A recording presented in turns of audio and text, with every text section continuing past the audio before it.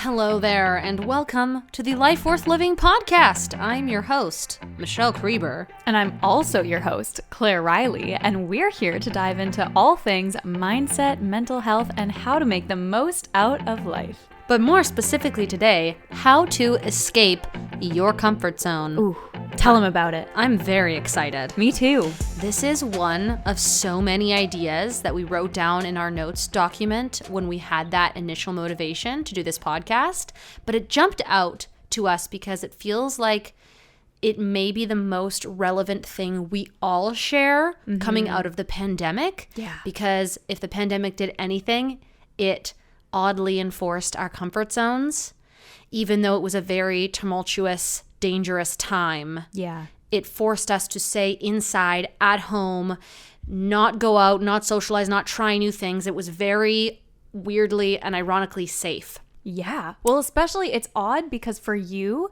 Mish, you're a very extroverted. Whoa. You're extroverted. Okay. I'm not. No. You just go. Okay. We are keeping the bloopers in keeping it today, rolling. girl. We are raw. We are unfiltered. We are human beings. We also don't have much time to edit this one. And that is so true because it is Thanksgiving and we are hopping on a plane tomorrow, girl. Oh, yeah. Girl. Continue. And that is okay. That is A-okay. Grammatical mistakes are accepted on this podcast. They are celebrated. You are a human being. Thank you. Continue. I've never felt so supported in Yes. my life. She's back. Business hype woman is back. Business hype woman. There we go. There's our callback.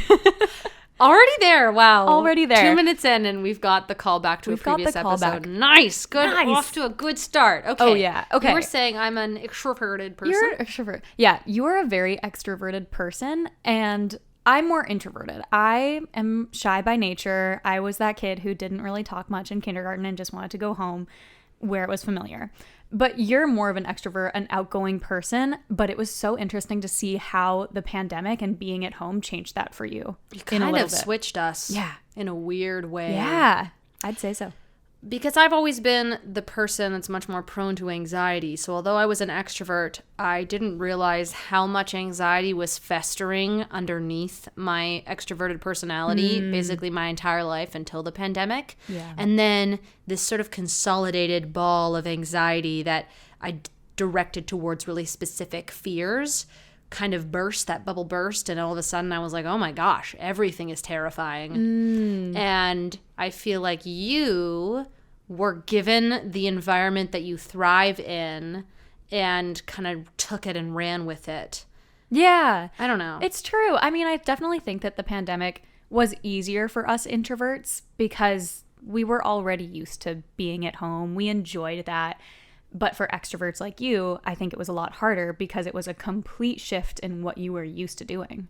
Yeah, and I think ultimately it's a positive shift because I think I was more the type of extrovert that really needed other people's validation, and that was one of the reasons why I always said I was 100%. Whoa. See, it just happened to me. There's something about that word today, bro. Extroverted. Say that 3 times fast. Extroverted. Oh, okay, so you could do that. Yeah. But neither of us can say it in a sentence. Neither of us can speak English. Not today. Maybe we should only speak Pig Latin from this moment onwards. Henceforth. We ewe peekse igpe attenlay. Ooh. Hey. We started off strong and then we got off topic really quickly. Circling back. But yeah, I think I was more extroverted in the sense that I really couldn't be by myself because I never learned how to validate myself and motivate myself without it being with the intent of impressing other people. I think that was the biggest difference I saw in us throughout the pandemic because we lived together. We stayed in my parents' basement for how many years? 10 years? Was that? No. God, 10, 20. At least a good 2 years. Feels like it. Feels like a decade. Not a slight to my parents at all. It's just I can't remember how the pandemic I can't remember felt. anything. Yeah. I literally can't remember anything from the pandemic, and I look back, I'm like, what did we even do? I remember working nonstop, and yet nothing got done. Yeah, because everything was put on hold. Like the whole world was put on hold. That was so wild. I mean, anyone that wasn't sick was just lucky to be alive. And they, I kind of hate the discussion about the positive changes that come out of the pandemic, because ultimately it was a pandemic and many people lost family and friends, but it affected everybody in the world. So we kind of all have to take what we can from it and move on. Yeah. But anyways, back to the extroverted thing. I think now I really see us as equal almost. Yeah. It's sort of like you were so extravagant and out there, and I'm not extravagant anymore. No. Hear my final thought. You were, how dare you? You were up here. Yeah. Your levels were up here. For anyone listening. Her hand is high. My hand is high. This is your signal to go watch the video. Great graphic description there. And I was just I was vibing at a much lower frequency. Just not because I wasn't happy or anything that makes it sound wrong, but I was just You were figuring yourself out. Chilling. I was figuring myself out. I was also in university. You were a shy little bean. Yeah, I was just a shy little bean. Yeah. But I think that the pandemic brought you down because you took in more of the sort of somber parts of being alone and being isolated, whereas I took it as more of this like excitement of like, oh my gosh, I don't have to go and do the things that make me nervous. So I rose up while you kind of went down. And now we're sort of in the middle together. And now I think we are both like 50% extroverted and introverted, but in really different Very ways. different ways. I think we're both healthier. alone. Like we're both better off. Yeah. Because again, I realized my extrovertedness was not necessarily coming from a healthy place, even Yeah. though I was really comfortable pushing myself out of my comfort zone.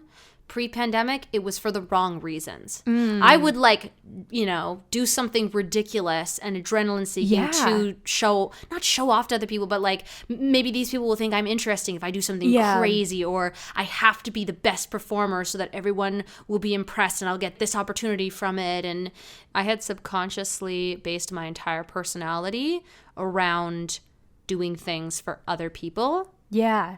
So you were completely okay with getting outside of your comfort zone and taking risks, but it wasn't for yourself. 100%. It was for other people. But then all of a sudden the pandemic hits and you don't have those other people watching you necessarily to drive you. And I remember those first couple months kind of directing that towards you, like, babe, look at my to-do list, look at all the things that I'm gonna do. What, will you be proud of me if I get all of like these 50 things done today? Like, ridiculous. That's true. But it's tough because negative fuel is such a strong motivator for everything in life, for business, for social life, for adventures, for these things that you really want to like push yourself towards. And when you dismantle that inside yourself and you realize, wait, I don't need anybody's validation, kind of leaves you with, how am I going to motivate myself? Yeah. I've felt extremely lost as I navigate this new chapter of my life where I'm not doing things for other people. I'm trying to do things for myself, which I think I mentioned in the last episode, always feels inherently selfish, but that's a whole other topic we're not going to touch on today. But regardless of that, it's really hard to get out of my comfort zone now and do things that don't feel safe when I'm just kind of doing them to help myself. Yeah. So do you find that now that we're sort of much more out of the pandemic, obviously it's a never-ending thing and COVID will always exist, but now that we're seeing a lot more of the reality that we saw before the pandemic, do you feel like you're still able to find the drive of pushing yourself outside of your comfort zone for other people like you did before? Or do you think that that's just totally gone? Yeah, that's super easy. I think if you were to do a brain scan of people, maybe, I don't know, doing a cold plunge, for example, alone versus when other people are watching, I bet you would see such a difference. Oh, that's so so much true. less trepidation. Yeah. Because if I know, even if it's like some of our friends, if we're going to do something wild, if I know that like a lot of us are together, I'll do like the craziest shit. You know, I think we're going to keep this podcast How dare you? PG-13, so we're not going to swear. But yeah, I mean, it's just so much easier to motivate, at least in my experience, so much easier to motivate yourself in a negative way. Yeah. And when you think it's going to result in the approval of other people. So it's still really easy to do. It's just a lot harder to build new habits. Yeah. So yeah, that's a little bit of my experience, but can you talk a little more about how you get out of your comfort zone now, or how you motivate yourself to get out of your comfort zone before we kind of dive into our other topics? Yeah. Okay. Well, what would me 10 years from now wish that I did right now? Mm-hmm. That's something that I think about quite often, and it motivates me to do more that I wouldn't usually do, you know? Because I think a lot of the time we stay in our comfort zones because we think that it's safe, and we think that it's a good place to be because it doesn't push us. It doesn't scare us. And that's where a lot of the growth lies. And I always wish that I did more outside of my comfort zone 5 years ago, 10 years ago. So I try and take that stance now and think about what future me wishes I would have done now and do that thing. Does that make sense? Yes, 100%. It got a little bit like past, present, future. Yeah. It got a little Bob Marley there for a second, but I follow, so I think our audience is following. Yeah. Yeah, because the only way to grow is to keep taking those steps forward. And so I think embodying your future self, which is, 10 years significantly farther into the future, is really embodying something that's moving forward as opposed to staying stagnant. Yeah. So I like your visualization with that.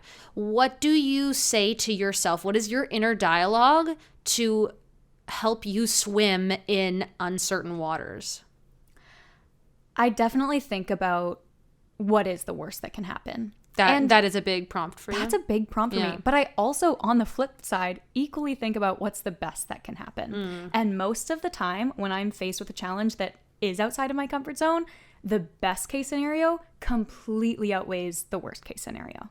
Most of the time, the worst case scenario for me is embarrassment, guilt, shame. I mean, again, circling back, I was the shy kid. I remember distinctly going into my first day of kindergarten and grabbing onto my mom's leg and not letting go because I was so shy and didn't want to go. I wanted to stay at home where I knew my parents, I knew my brother, and it was safe. And so for me, getting outside of my comfort zone, it can mean those big outrageous things like skydiving or cold plunging or things that are more physical, but it also means going out and talking to people or asking a question in class or standing up for myself. Those are really scary for me. I always grew up as the person who wanted to put the other people first because that was where I was comfortable. I didn't want to take the spotlight. You were so scared to talk to anybody about anything. Yeah. Especially if you hadn't already spent tons of time with them. I mean, we knew each other for freaking like 4 years before you really ever chatted with me. Yeah. Because you just weren't. I was so shy. You were just a shy little lady. I was a shy little And this lady. is like, you were like, 14, 13, Yeah, this whatever. is already. This is a far ways when you're away a from teenager / a kid and you don't know yourself for the world yet. Yeah. I think both of us, though, are major people pleasers. Yeah. You, I would say, go into more of a freeze, and I go into a fawn. Oh. Upon experiencing any confrontation, my immediate response is, oh, it's all good. It's all good. I'm nodding my head. I'll do whatever you need to make you feel comfortable, to serve you. Don't worry about me. I just want to make this go away because I'm uncomfortable with other people getting upset, getting angry. So one of the biggest deterrents for me getting out of my comfort zone is when I fear that it will be at the disapproval of others. Wow, yeah. Especially with strangers, when I don't know the level of danger, I don't know how they're going to react or perceive me. My mind goes to the worst case scenario. I think they're going to kill me. They're going to attack me. Yeah. And that's just automatically where my brain goes. That feels to me like the most uncomfortable state to be in at this stage of my life. It's so fascinating. I wonder, and please comment this if you are watching on one of our social media platforms, or you can comment on Spotify, right? Yeah, I was noticing when uploading the first 2 episodes that I can customize the question under each episode, so I can put whatever you're about to say. Okay, I just find it so fascinating that in both of our cases, we're fine to do the more outrageous things, the scarier, quote unquote, things, such as going skydiving, maybe not that, but bungee jumping or ziplining. They're sort of categorized as more adrenaline junkie things. But for both of us, it's much scarier to do the quote unquote little things. I wonder if we can make the question for today's episode something along the lines of whether or not you as the listener also feel that. If it feels scarier to do the quote unquote everyday things like conversations than it does to do the more quote unquote outrageous things. Yeah, that's a really good question. I'm super curious to hear people's submissions. To me, it's sort of like I don't want to lose someone.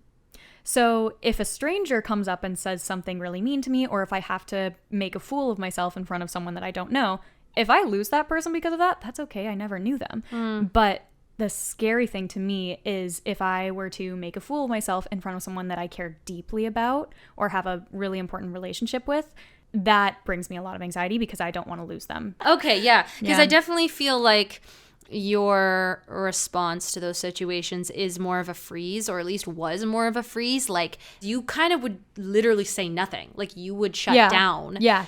And 100% go quiet. I remember even, we've barely fought in our 8 years of being together, but the times where I was really verbal and loud, your response was to go silent. And it kind of would sometimes escalate those situations. This is years ago, guys. This is like when we were teenagers. And didn't know how to regulate our emotions. No, we were not fully, we're still not fully developed human beings, but really, really back then, it almost escalated me in my volume and my intensity because I was just trying to get something out of you. Yeah. You were so quiet and you would shut down so easily that it was like, come on, like throw something at me. Like, I was so confrontational back then and you were so and now we're like the polar opposite. I'm like, how did that happen? I know. It really is fascinating. It is. Okay. So obviously our comfort zones are there to keep us safe. We could get into the biology, but that is not the type of podcast we are going to be we are no scientists hosting here. So please go to a different podcast. Try living it up, pod. Maybe the golf podcast will have some really informative biology episodes. You never know. You never know. Can't put it past them. You never know with Paul, Gary, and the Simon third one. and what's another good man name? Barry, Gary, Gary, Paul, and Simon. But just at a very basic scientific level, our comfort zones are biologically in place to keep us alive. Yeah. We. Why did I say it like that? That was so sassy. Yep. So I think that when conquering things outside of our comfort zone, when we feel that resistance, because it will come up unless you are one of those people that somehow does not have that receptor in their brain. There's people who don't sense fear. So I don't know, maybe there's people, those same people maybe just don't worry at all. Because they literally have, there's people that have no like fear receptors or pain receptors.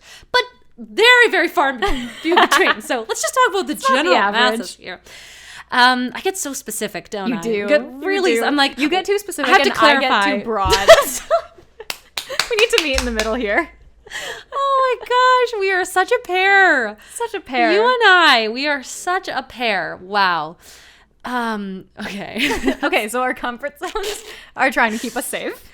So when we naturally experience that resistance before taking a risk, before putting ourselves out there, before stepping towards something that we know we are made for, that we know we're supposed to do that's going to be good for us, I think it's really important to validate that resistance. Yeah. Would you agree? Yeah. I think that, I mean, there's always that psychological trick of personifying your worries. It takes it outside of yourself. And I think a lot of us attach our anxieties to our own identities. And I think that that is where it gets really, really hard to conquer them. That's a trick that I've done before that I know people talk about a lot is sort of creating a little person for whatever your anxiety is or whatever, if you have whatever fear is most vocal in the thing you're facing. Yeah, exactly. Okay, cool. All right, well, that's a fun little audience recommendation then that clearly has been successful for you. Test it out. See how you feel. Should try that more.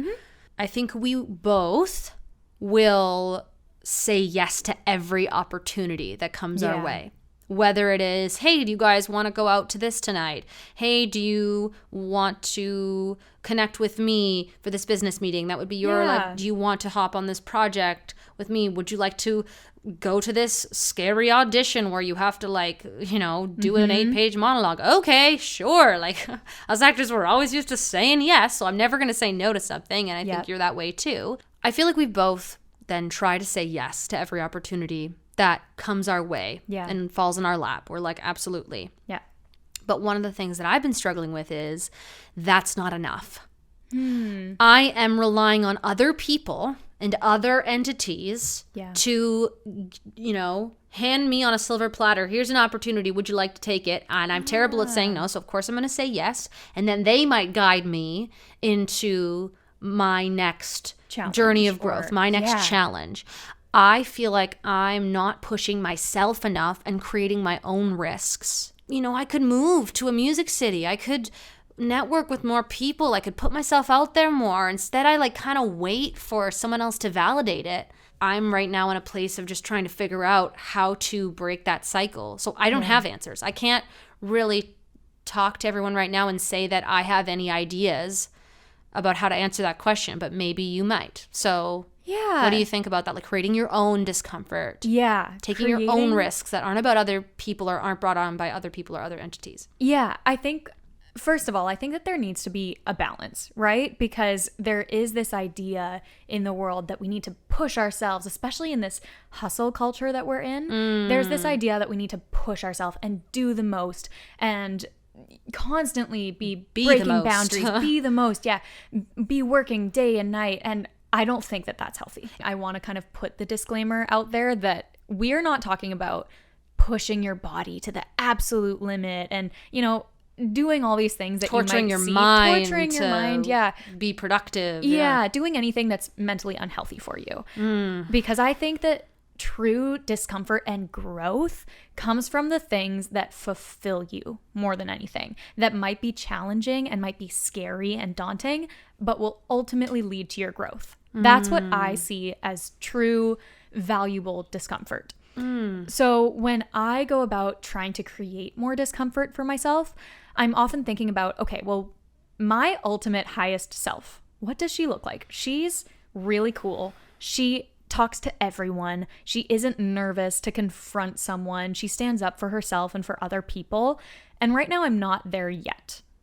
So all of the little moments of discomfort that I create for myself are in the bracket between where I'm at now and where she is. Does that make sense? So well articulated. Absolutely. Thank you. And for those who don't have the visuals, she put her hand here and then incrementally put her hand higher and higher till she reached the ultimate Claire. Metaphor of older Claire. As you were just saying all of that, I was thinking, I feel so uncomfortable with any type of ride or experience that will make me extremely nauseous. And it is tough because I feel really weak in those scenarios. Like, people do this for fun. And so on one hand, I'm like, I obviously want to conquer that and I want to use exposure therapy as a way to kind of attack that. Or not, what's the word? Not attack, but like... Tackle. Oh, yes. That's exactly what I meant. Attack feels too violent.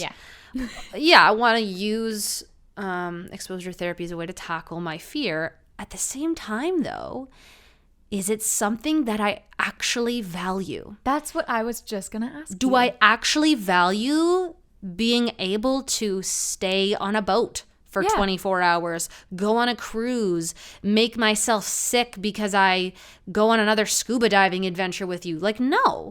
At the end of the day, when I think about it, I'm like, it's not an integral part of who I am. I'm just going to say no every time that people go on a ride I don't want to go on. And that's fine. There's almost, for me, a discomfort, actually, a sort of hidden discomfort in accepting that that's a boundary for me. Yeah. My instinct is to be extremely self-critical, to have self-hatred. Yeah. And it is uncomfortable to experience some self-love and forgive care. yourself for those things too. Yeah. Yeah. Whoa, guys, this has been such an explorative episode. I feel like we've is. uncovered a lot that I wasn't expecting. Yeah.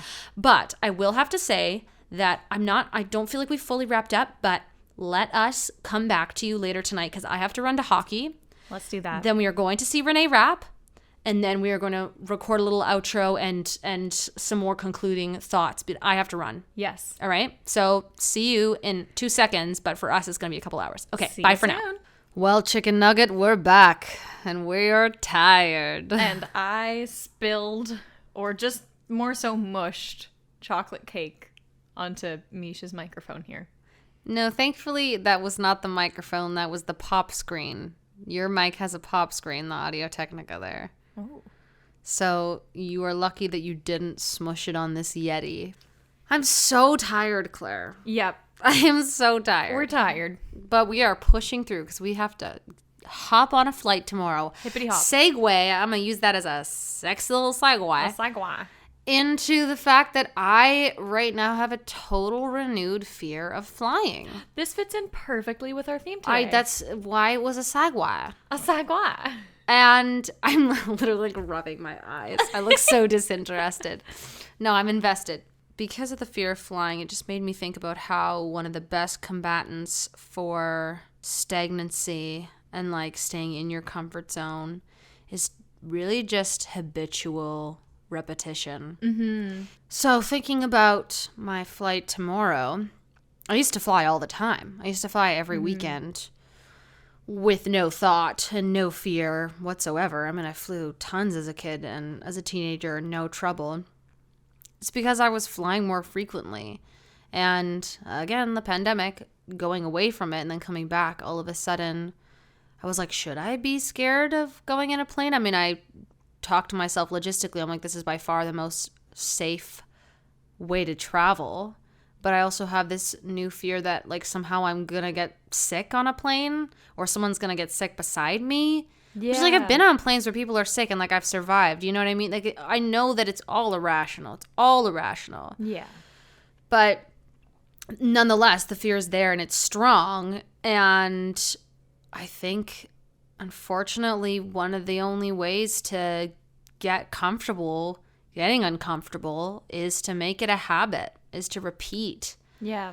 And force your brain to realize that what you are perceiving as a threat is not actually a threat. Or just sort of tame your survivalist biology that this is not a life or death situation. Yeah. You know? Flying is very safe.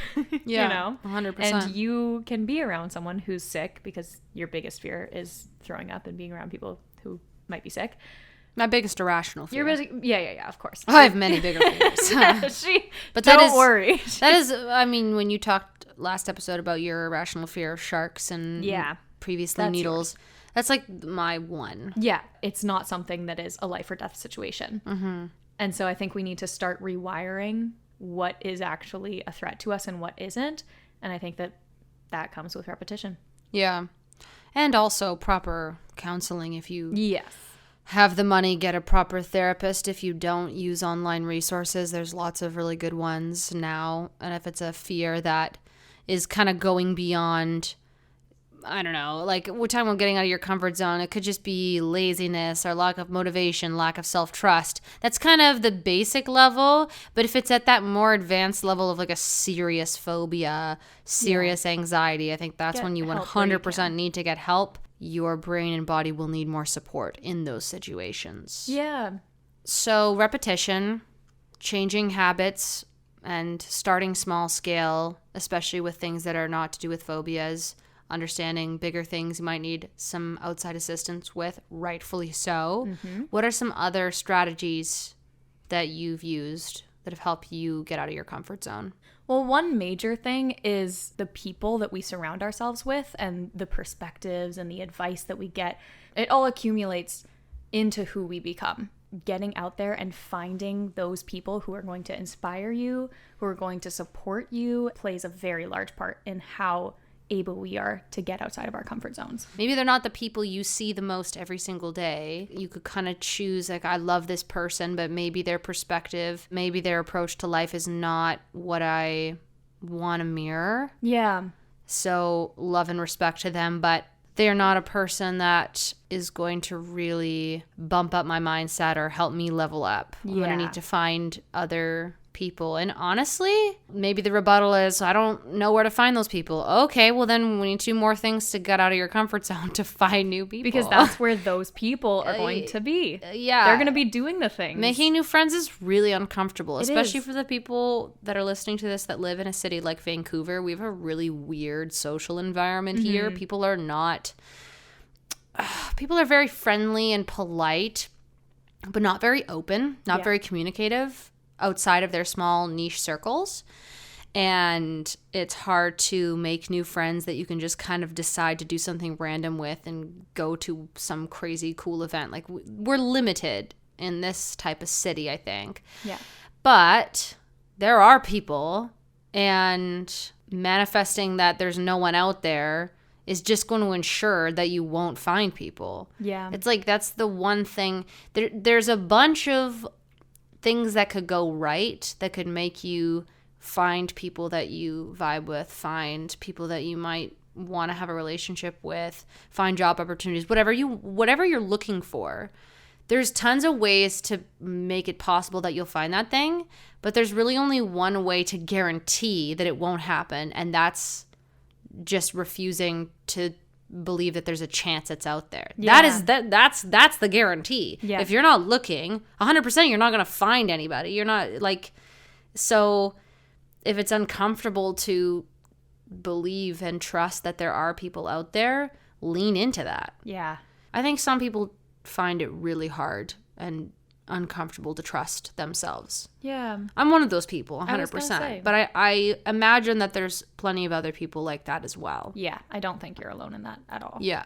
I think especially in the age of technology that we're in right now in social media, where we are constantly bombarded with new information, new opinions, new perspective, and it is hard to know what's opinion and what's fact. So I think that it's very easy to second guess yourself in what you know is true. Okay, is there anything else that you do as a habit to push yourself outside of your comfort zone? I think just not overthinking it. If you give yourself that split second of hesitation, that's where the most pain and tension lies. The worst part of performing is the part leading up. If you have a ton of time where you're just waiting around, it's so exponentially worse than actually just getting on stage and performing and being in the high adrenaline state and living it up. Like, you know, it's so much worse to be in that moment of tension and hesitancy. Yeah. And build up. Just kind of like try and skip that as much as possible, because it doesn't do a lot of good. We use that analogy of the slingshot a lot. If you're always just going to be pulling it back and pulling it back and pulling it back, but never releasing it, it's like, where's that really going to get you, you know? Yeah. It's just going to be painful. Yeah. So hurl that sucker back and let it release. But I need to practice more of what I preach, I think. I think you do a pretty good job of that. I mean, even just taking out... I can tell how tired you are, because I you know. go, I saw Papa take or la cha cha booyah, You cha too. cha cha booyah, You too, roll you're call.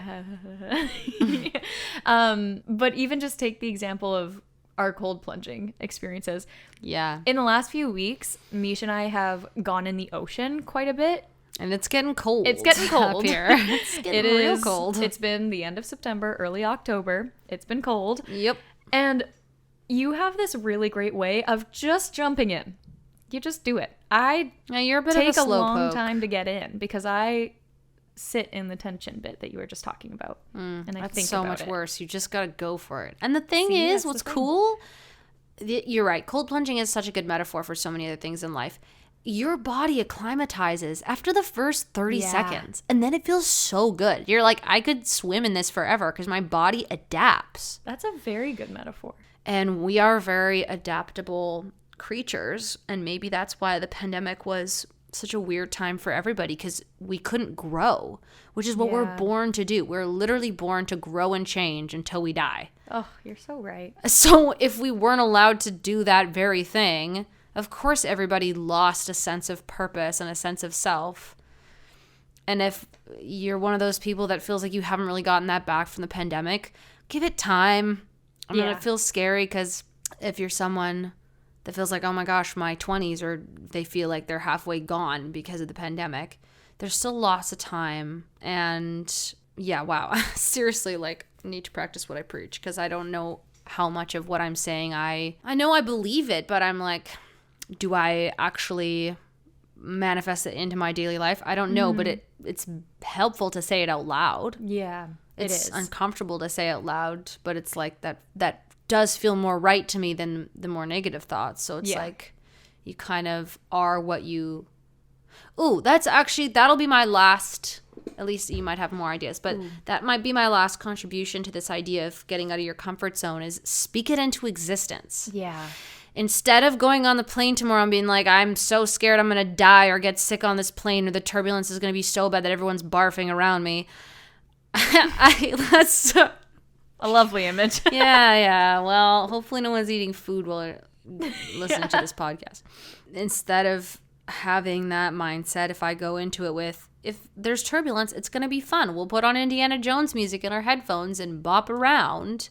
It's a very good tactic if you're ever in turbulence. Yeah, if someone gets sick, I'll survive. Yep. You know, the more I say those things out loud, the more likely that that's what I will believe in that moment when the stressful thing comes, when the uncomfortable thing comes. So speaking stuff into existence is crucial. Hate cold plunging. I can't do this. I don't want to do this. Your body will hear that and go, okay, well, let's not do it. I'm going to support your instinct to not do this. Yeah.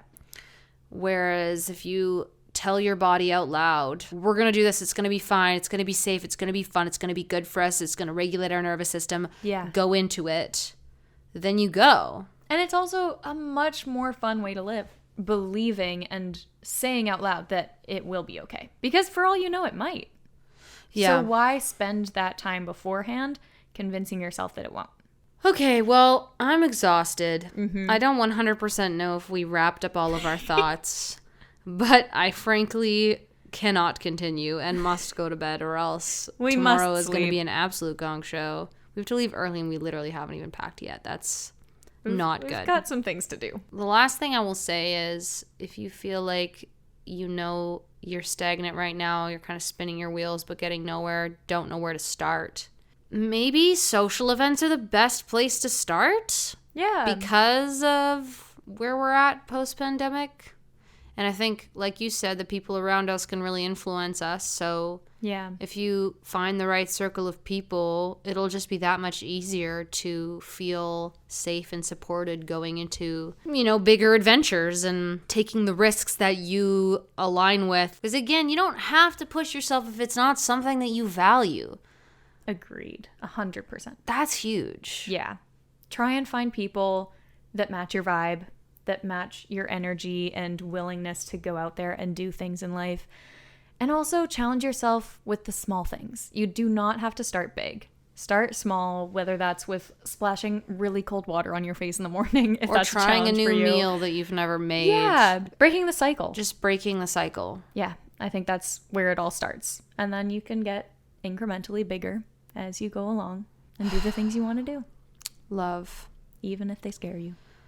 Good night. This is going to be like the lowest cheese, am I right? This is going to be the lowest energy ending to a podcast of ours ever.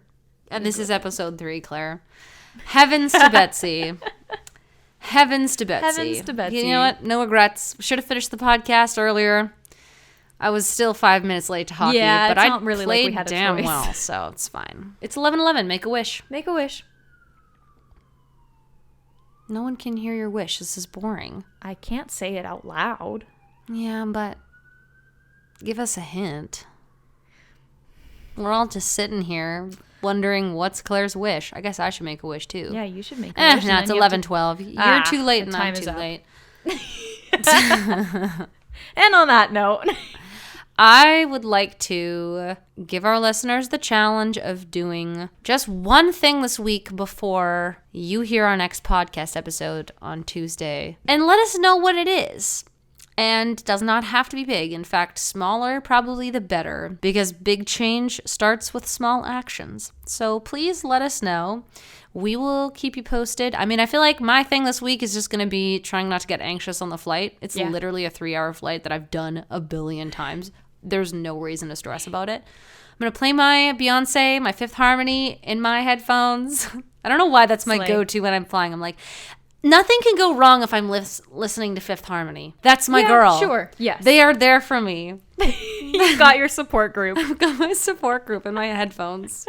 Well, she'll be listening to Fifth Harmony. I'll be listening to Fifth Harmony tomorrow. You best believe. What's your thing this week that you're going to challenge yourself to do? Is there something specific? Ooh.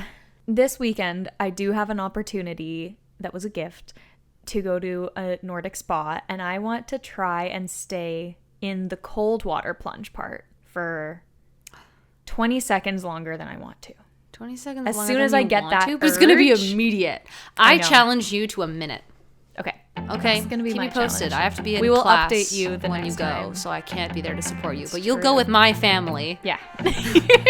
You're going on an adventure with my mom and my entire family, and your I'm going to be in gals. class studying it up. Yep. All right, Claire. Well, I don't know. I can't really remember most of the things we talked about in this episode. I hope it's good. If too. it It was sucks, hours please ago. let us know. Please let us know. Please I'm let so us sorry. know. We will be receptive to the criticism. We will. We must go to bed. We must. All right. Asiago cheese. Asiago Love cheese. you all, and see you next Tuesday. Bye.